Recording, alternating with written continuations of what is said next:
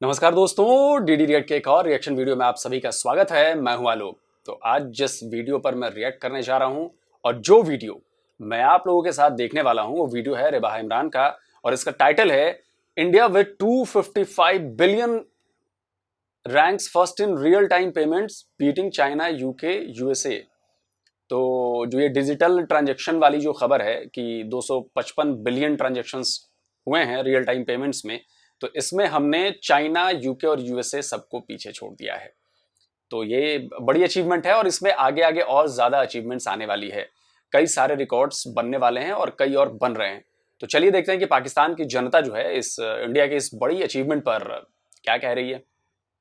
सोहेब, मेरे आज के प्रोग्राम का बेसिकली सवाल ये है कि अगर बात करें हम डिजिटल ट्रांजैक्शंस के मामले में, तो बेसिकली आपको पता है कि रिसेंटली जो डाटा फैक्ट्स एंड फिगर्स आए हैं इन 2021 का, तो इंडिया ने डिजिटल ट्रांजैक्शंस जो की हैं, डिजिटल पेमेंट्स जो की हैं 25.5 बिलियन की हैं और ये करके उन्होंने यूएस और चाइना को बीट कर दिया, इतनी बड़ी सुपर पावर कंट्रीज़ को भी बीट कर दी। क्या कहेंगे आप इस सवाल? मैं समझता हूँ इंडिया ने एज़ यूजुअल हर चीज़ की तरह मतलब हर उसमें कह लें कि अपना उसको क्या कहते हैं, हर रेस में इंडिया ने हर रेस में अपने आप को मनवाया है और मैं समझता हूँ इसमें भी एक बहुत बड़ी अचीवमेंट है इंडिया की।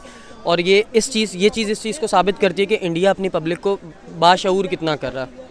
उन्हें उसने इतना शऊर दे दिया कि अब वो लोग कैश के मोहताज नहीं रहे हैं। मतलब इवन कोई चाय वाला है या कोई धोबी है या कोई भी है इस तरह की, कोई छोटा शॉपकीपर भी है, इवन वो भी ऑनलाइन ट्रांजैक्शन अगर कर रहा है, तो ये चीज़ इस चीज़ को साबित करती है कि यहाँ के इंडिया के जो लोग हैं वो लोग काफ़ी हद तक एडवांस हो चुके हैं और इस चीज़ को समझ चुके हैं। और इससे मैं समझता हूँ कि ये एक अच्छा पहलू है। अगर आप अपने मुल्क की मईशत को बढ़ाना चाहते हैं तो मैं समझता हूँ कि अच्छा पहलू है कि नॉर्मली आम तौर पे देखा जाए तो दूसरे जो एशियाई ममालिक हैं, बांग्लादेश, पाकिस्तान, श्रीलंका नहीं, बांग्लादेश, पाकिस्तान वगैरह टाइप जो ममालिक हैं, उनमें लोग आम तौर पे इतने बाशऊर नहीं हैं। उनके पास बस कैश है तो वो अपना कोई भी काम कर सकते हैं। अदरवाइज़ ऑनलाइन के लिए वो काफ़ी हद तक जो एक कह लें तबका, वो मोहताज रहता है कैश का।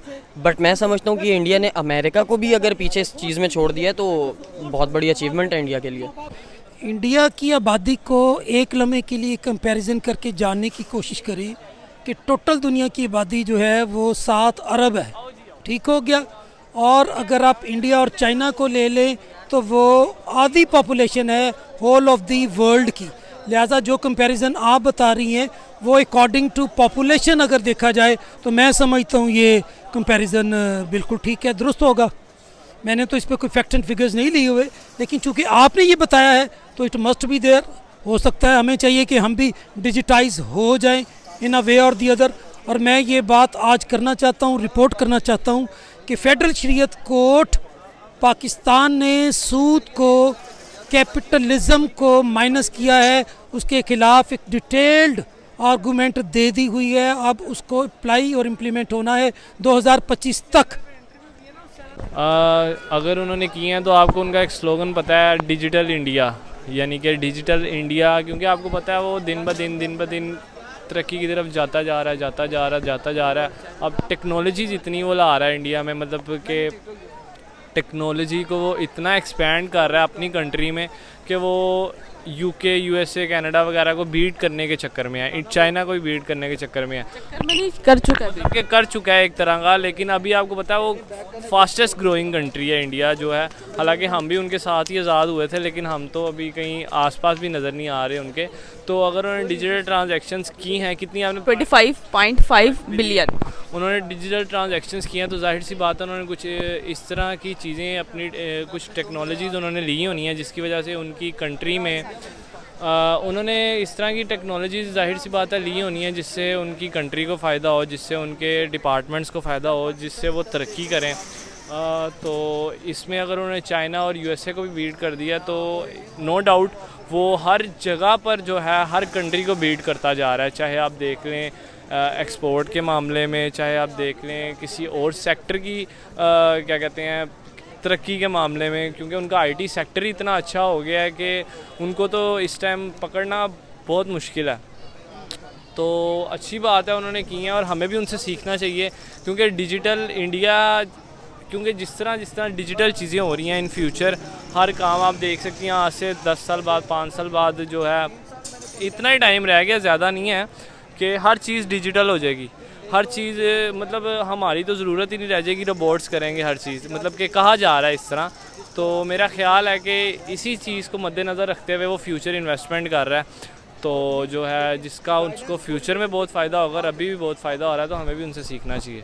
सर आपको अच्छा, बीच में रोक रहा हूँ, भाई साहब ने बात की आईटी एक्सपोर्ट की, तो सबसे लेटेस्ट जो फिगर्स आई हैं वो मैं आपको बता देता हूँ कि आईटी सर्विसेज में हमने $254 बिलियन का एक्सपोर्ट 2021-2022 में कर दिया है। $254 बिलियन का एक्सपोर्ट, ठीक है। और इसमें सिर्फ मार्च महीने की बता रहा हूं, सिर्फ मार्च महीने में 27 बिलियन यानी कि 27 बिलियन का एक्सपोर्ट किया गया है। और ये मंथली अगर देखा जाए, हर महीने होने वाले एक्सपोर्ट में, तो ये अब तक का ऑल टाइम हाई एक्सपोर्ट है आईटी सर्विसेज में। और अगर ओवरऑल एक्सपोर्ट्स की बात करें हम 2021-22 में, तो ओवरऑल जो एक्सपोर्ट्स इंडिया ने किया है वो है $676 बिलियन का।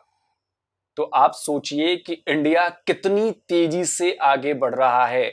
यानी कि ऐसा नहीं है कि हमारे इंपोर्ट्स नहीं हो रहे, इंपोर्ट्स हो रहे हैं, लेकिन अब जो ये फासला था इंपोर्ट और एक्सपोर्ट के बीच का, ये हम बहुत तेजी से घटा रहे हैं। एक्सपोर्ट भी चीजें हम कर रहे हैं, यानी कि ये बता रहा है कि भारत की चीजें दुनिया भर में बिक रही हैं, हम उन्हें भेज रहे हैं और उनके बदले डॉलर्स कमा रहे हैं। तो आप सोचिए 676 बिलियन डॉलर्स के एक्सपोर्ट्स में से 254 बिलियन डॉलर का एक्सपोर्ट आईटी सेक्टर में है। तो आप समझ सकते हैं कि डिजिटल इंडिया की जो बात कह रहे थे भाई साहब, वो डिजिटल इंडिया किधर को जा रहा है। बाकी जो ये पेमेंट्स है, बाकी चीजें हैं, उसके बारे में भी बाद में बताऊंगा मैं आपको। तो आगे अब चलते हैं, वीडियो देखते हैं कि बाकी अभी क्या कहा जा रहा है। क्या लगता है कि जिस तरह इंडिया ने यूएस और चाइना को भी बीट कर दिया डिजिटल पेमेंट्स के लिए, आपको क्या लगता है कि इंडिया जो है वो उभरती हुई सुपर पावर बन गया? इंडिया जिस स्पीड के साथ अभी वो यूपीआई ऐप को यूज़ कर रहा है ना, मैं समझता हूँ कि अगर ऐसे ही चलता रहा तो आने वाले कोई 10 से 15 साल लगेंगे। और अगर इंडिया ने चाइना और दूसरे जो हैं ताकतवर ममालिक के साथ अपने लिंक्स स्ट्रॉन्ग कर लिए, तो अमेरिका के चांसेस बहुत कम है सुपर पावर रहने के। यानी कि इन शॉर्ट ये है कि इंडिया जो है सुपर पावर बन जाएगा, बन सकता है, बिल्कुल बन सकता है। सर अगर बात करें हम चाइना और यूएस की, उसने चाइना और यूएस को भी बीट कर दिया। इतनी बड़ी कंट्रीज़ को बीट करना एक बहुत बड़ी बात होती है, बहुत बड़ी अचीवमेंट होती है, तो उन्होंने इसको भी बीट कर दिया। क्या कहना चाहेंगे सर कि आपको क्या लगता है कि क्या आज के डेट पे ये कहना गलत तो नहीं होगा कि इंडिया सुपर पावर बन गया? जी बिल्कुल, नो डाउट। सिर्फ आप इसमें नहीं बीट किया उन्होंने, आप देखें उनकी प्रोडक्शन जो है चाइना से ज़्यादा हो गया। मोबाइल फ़ोन्स उन्होंने इतने प्रोड्यूस किए हैं, बल्कि उन्होंने 2030 तक उन्होंने कोई प्रॉमिस किया है कि पता नहीं कितने मिलियन उन्होंने मोबाइल फ़ोन प्रोड्यूस करने हैं। तो सिर्फ आप ये ना देखेंगे उन्होंने डिजिटल ट्रांजैक्शन में उनको बीट किया, वो चाइना हो गया, यूएस हो गया, हमें तो खैर रखेंगे आप पीछे, वो जो है हर मामलात में उनको बीट करते जा रहे हैं। तो सुपर पावर की आप बात कर रही हैं, तो इंडिया कब की बन चुका है, क्योंकि वो अपनी वर्थ पे काम करता है, अपने डेप्थ में काम करता है, जिसका फ़ायदा उनको फ्यूचर में होता है। तो देखा जाए तो सुपर पावर उनको कहना इस टाइम गलत नहीं होगा, क्योंकि उसके होल्ड में है पूरा एशिया जो है ना इस टाइम। चाइना को छोड़ दें, अब चाइना को भूल जाएं, अब चाइना मेड इन चाइना नहीं चलता, मेड इन इंडिया चलता है चीज़ें हमारे। इनफैक्ट हमारे पाकिस्तान में भी मेड इन इंडिया चीज़ें चल रही हैं।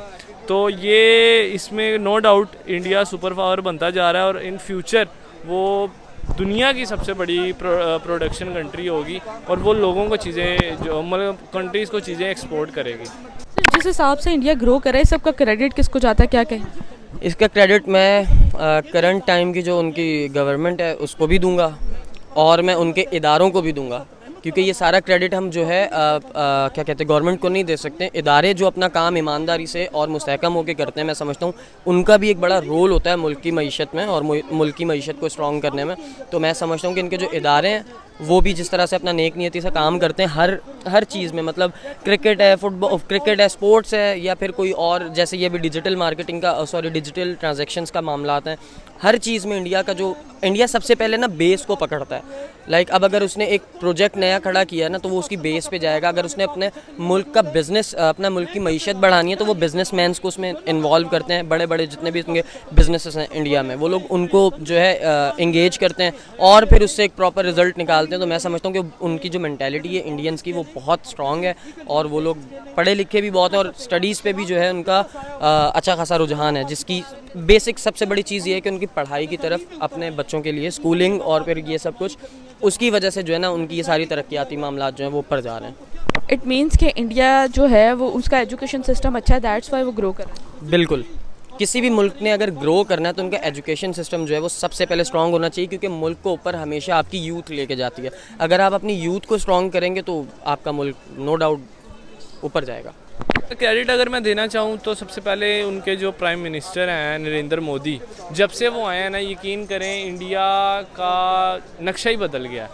वो जब से, ये आई थिंक उनकी दूसरी हुकूमत है, मतलब इससे पहले भी उन्हीं की हुकूमत थी, अब दूसरी हुकूमत उनकी चल रही है। तो जब से पहले, सबसे पहले तो मैं उनको क्रेडिट देना चाहूँगा नरेंद्र मोदी को। उसके बाद जो है ना कहीं उनके जो है सेक्टर्स पे जो लोग बैठे हुए हैं ना, वो कहना तो नहीं चाहिए लेकिन हमारे यहाँ पे लोग हमारे सेक्टर्स में जो है ना मुखलिस नहीं है हमारे साथ, हमारे डिपार्टमेंट्स के साथ मुखलिस नहीं, अपनी जेबें भर रहे हैं। वहाँ के जो लोग हैं ना वो कहीं ना कहीं अपने डिपार्टमेंट्स के साथ इतने मुखलिस हैं कि वो काम करते हैं। तो जाहिर सी बात है जहाँ काम होगा वहाँ तरक्की होगी। उसके बाद उनकी ऑडियंस को इतना शऊर है, मतलब कि वहाँ के जो लोग हैं उनको इतना शऊर है कि वो चाहते हैं कि हमारा मुल्क आगे बढ़े, तरक्की करे। इसलिए हर बंदा अपना 100% एफर्ट दे रहा है जहाँ जहाँ वो दे सकता है। तो ये 3 चीज़ें हैं, इन चीज़ों को अगर हम भी एक्सेप्ट कर लें, यानी कि हमारा प्राइम मिनिस्टर, उसके बाद हमारे डिपार्टमेंट्स, उसके बाद हम खुद, तो कहीं ना कहीं हम भी इंशाल्लाह ऊपर जा सकते हैं। सर वहीं पाकिस्तान की बात करें तो डिजिटल पेमेंट्स में पाकिस्तान कहाँ स्टैंड कर रहा है, क्या कहेंगे? डिजिटल पेमेंट्स में मैं समझता हूँ पाकिस्तान भी जो है काफ़ी हद तक स्ट्रांग हो चुका है। जब से हमारे पास जैज़ कैश, इजी पैसा टाइप ऐप्स आई हैं, हम लोग भी जो हैं, बहुत सारे लोग अब ये छोटी ऐप्स के थ्रू जो ट्रांजैक्शंस करते हैं, ये भी मैं समझता हूँ कि एक अच्छी चीज़ है। और अगर पाकिस्तान में इस तरह से कुछ और ऐप्स आ जाएँ, ये लोगों को शऊर दे दिया जाए कि वो कैश की तरफ से हटें थोड़ा सा। और इससे जहाँ तक मुझे लगता है कि कैश का ज़्यादा गर्दिश करना भी एक नुकसान होता है मुल्क के लिए। नहीं, अगर आप डिजिटल की बात करें, हम कहाँ पर स्टैंड कर रहे हैं, हम तो बहुत पीछे हैं अभी। हम तो, अगर आप बात करें ना कि पेमेंट्स को गायब करने में हम कहाँ पर हैं, तो वो हमारे जो ऊपर हुक्मरान बैठे हुए हैं ना, वो इस टाइम पहले नंबर पे हैं। एक बेचारा आया था गलती से, इमरान खान, उसको भी हटा दिया इन्होंने। बाकी जो है सारे आपको पता है यहाँ पर अपनी अपनी जेबें भर रहे हैं, अपनी अपनी तिजोरियाँ भर रहे हैं। जब तक ये तिजोरियाँ खाली नहीं होंगी, मुल्क पे पैसा नहीं लगेगा, तब तक हम लोग डिजिटल क्या, हम तो यहाँ पे भी डिजिटल नहीं कुछ कर सकते। क्योंकि कैश का मुल्क में ना ज़्यादा गर्दिश करना भी एक महंगाई की तरफ भी जाता है और कैश की वैल्यू को भी कम करता है, मतलब कि मनी की वैल्यू को कम करता है। तो मैं समझता हूँ ऑनलाइन अगर इस तरह से चलता है तो ये एक बहुत अच्छा पाकिस्तान के लिए भी पहलू है कि पाकिस्तान इस चीज़ को यूज़ करे और इसको आगे लेके चले। तो पाकिस्तान भी कम नहीं है, अब बस मेहनत के साथ, लगन के साथ और कंसिस्टेंट रह के अगर पाकिस्तान किसी एक भी प्रोजेक्ट को पकड़ लेना, तो वो मैं समझता हूँ वो एटलीस्ट एक प्रोजेक्ट में तो कुछ अचीव करे पाकिस्तान, जिससे मैं भी कहूँ हाँ जी पाकिस्तान तो है ही नो डाउट, लेकिन इंडिया आगे जा रहा है। सर आज की डेट में क्या हमें उनसे सीखते हुए काम करने की ज़रूरत है? बिल्कुल है। मैं कहता हूँ आपको अपने दुश्मन से भी कुछ सीखने को मिलता है। सीखना तो कभी भी नहीं छोड़ना चाहिए, मतलब सीखना तो इतना ज़रूरी होता है किसी भी इंसान के लिए। वो मज़हब, ज़ात पात सब चीज़ों से निकल के मैं समझता हूँ कि इंसान को सीखना, अब छोटा बच्चा है ना, अगर वो 50 साल का भी आदमी भी बन गया ना, तब भी उसका सीखने वाला जो एक वो लाइफ का हिस्सा होता है वो ख़त्म नहीं होता, सीखता वो रहता है। तो मैं समझता हूँ अगर दुश्मन से भी कुछ सीखने को मिलता है तो लाजमी सीखना चाहिए। जी तो व्यूवर्स, आपने पाकिस्तानी आवाम की राय तो जानी, इसी के साथ अपनी मेज़बान रिबाहा इमरान को दीजिए इजाज़त। और जाने से पहले मेरे चैनल को ज़रूर सब्सक्राइब कीजिए, वीडियो को ज़रूर लाइक कीजिए और मुझे इंस्टाग्राम पर जाके फॉलो करना मत भूलिएगा। Thank you so much. तो वीडियो हो गया ख़त्म और वीडियो देख ही लिया आप लोगों ने, जो रिएक्शन पाकिस्तान की तरफ से है वो देख ही लिया। मैं इसमें एक और चीज़ ऐड करना चाहूँगा कि डिजिटल ट्रांजैक्शन से भी बात अब आगे बढ़ चुकी है इंडिया में। इंडिया में अब बात हो गई है मनी, डिजिटल मनी की, डिजिटल कैश की। ये नहीं कि बैंक से, अब जैसे हम वॉलेट में कैश लेकर चलते हैं, जो भी लेकर चलते हैं, 100, 200, 500, 1000, 2000, 5000, जो भी लेकर कैश चलते हैं, अब ये काम आपका मोबाइल करेगा। Digital cash, digital money, digital rupee. मतलब ये नहीं है कि आपको बैंक अकाउंट करो और वहां से निकालो और वहां से, भाई आपकी जेब में जो पैसे होते हैं वो किसी अकाउंट में नहीं होते ना, वो आपकी जेब में होते हैं। तो ठीक इसी तरह डिजिटल करेंसी की बात शुरू हो चुकी है, उस पर काम शुरू हो चुका है। आरबीआई, मुझे लग रहा है कि इस फाइनेंशियल ईयर तक डिजिटल करेंसी लॉन्च कर दी जाएगी और डिजिटल करेंसी का इस्तेमाल हो जाएगा। यानी कि ये यूपीआई या बाकी जो ट्रांजेक्शन हैं ये सारे बैंक से बैंक होते हैं, बैंक के थ्रू होते हैं कि बैंक में आपका पैसा पड़ा है, आपने दूसरे को देना है तो उसके बैंक में आपने पैसे डिजिटली ट्रांसफर कर दिए। लेकिन ये बात है डिजिटल करेंसी की, यानी कि ये जैसे बिटकॉइन है, ये है, वो है, 50 है ना, लेकिन वो रेगुलराइज नहीं है, वो किसी गवर्नमेंट के अंदर नहीं आता। लेकिन जो हमारी करेंसी होगी वो गवर्नमेंट खुद लेकर आ रही है, डिजिटल करेंसी। तो आप सोचिए कि डिजिटल करेंसी भारत के मतलब इकोनॉमी को बहुत बदलने वाली है। अब बाकी रही बात इसकी डिजिटल ट्रांजैक्शन की और डिजिटल मनी की, तो मैं आपको बता दूं कि मुझे पिछले कम से कम 15 साल से मैं जेब में पैसे लेके बहुत कम घूमता हूं, मतलब कैश लेकर मैं बहुत कम घूमता हूं। और पिछले 10 साल से तो ये बहुत ज्यादा कम हो गया। मतलब मेरी जेब में अगर अभी कोई रास्ते में पूछे कि भाई 500 रुपए दे दो, तो 500 रुपए तो निकलेंगे, उससे ज्यादा नहीं निकलेंगे, क्योंकि बाकी सारी मेरी ट्रांजेक्शन जो हो रही है वो सारी फोन के थ्रू हो रही है। सारी, चाय पीनी हो उसको 5 रुपए देने हो, सब्जी खरीदना हो, मान लीजिए 150 रुपए की सब्जी खरीद ली मैंने, उसकी पेमेंट करनी हो, किसी को पैसे भेजने हो, हर काम मेरे मोबाइल से होता है, डिजिटली होता है। तो हमें कैश की जरूरत ही नहीं पड़ती। और ये काम आप यकीन मानिए, मेरा गांव बिहार में है, यहां से 1000 किलोमीटर दूर है, और डिजिटल मनी का इस्तेमाल वहां भी हो रहा है। वहां भी सब्जी वाले, रिक्शे वाले, हमारा दवाइयों का बिजनेस है, तो वहां भी अब लोग पेटीएम से, फोन पे से, यूपीआई से पैसे पे कर रहे हैं। तो अभी ये सब चालू हो गया वहां पे, और सारा बिजनेस अब इस पे आ गया है। तो टेक्नोलॉजी का इस्तेमाल हम बहुत जबरदस्त तरीके से कर रहे हैं। अब लाइक जैसे व्हाट्सएप है, व्हाट्सएप से मुझे लग रहा है कि इस देश में 50% बिजनेस तो अब व्हाट्सएप से चल रहे हैं। व्हाट्सएप पे ही ऑर्डर करना, माल देखना, फोटो देखना, ये भेजना, वो भेजना, सब व्हाट्सएप से चल रहा है। अब सोचिए कि तकनीक ने इन चीजों को कितना आसान बना दिया है, चाहे मेरे लिए हो, चाहे बिजनेसमैन के लिए हो, चाहे किसी के लिए भी हो, बहुत ईजी हो गया है। अब जो चाय बेचने वाला है वो दिन भर चाय, सिगरेट, गुटखा जो भी है बेच रहा है वहां पे, और उससे जो पैसे आ रहे हैं वो सारे अब कैश नहीं आ रहे, सीधे उसके अकाउंट में जाते थे। उसका भी झंझट खत्म कि यार अब जाओ बैंक में जमा करो, रास्ते में कहीं लूट पाट लिया किसी ने, रात में जा रहा है, मान लो मेरे साथ भी है, जेब में पैसे ही नहीं है। तो इसने ये बदलाव किए हैं समाज में, और यकीन मानिए ये बहुत बड़े बदलाव हैं, और आने वाले वक्त में और भी बदलाव आने वाले हैं। और वाकई में ये बात भाई साहब सही कह रहे थे कि पाकिस्तान इसमें कई दशक पीछे है, कई डिकेड्स पीछे चला गया है पाकिस्तान, क्योंकि वहां पे वही सही बात है कि आपस की लड़ाई खत्म नहीं हो रही कि देश के बारे में सोचेंगे, तकनीक के बारे में सोचेंगे, या भविष्य के बारे में सोचेंगे, कोई विजन ही नहीं है। तो बाकी तो आप लोग खुद देख लीजिए भाई, हमारा तो काम जो कर रहे हैं, हम अपना काम कर रहे हैं, और हमारे देश की जनता भी बड़े जोर शोर से लगी हुई है अपने देश को बेहतर बनाने में, अपने देश को डेवलप बनाने में। तो जल्दी हाजिर होता हूं एक और नए वीडियो के साथ। नमस्कार, जय हिंद।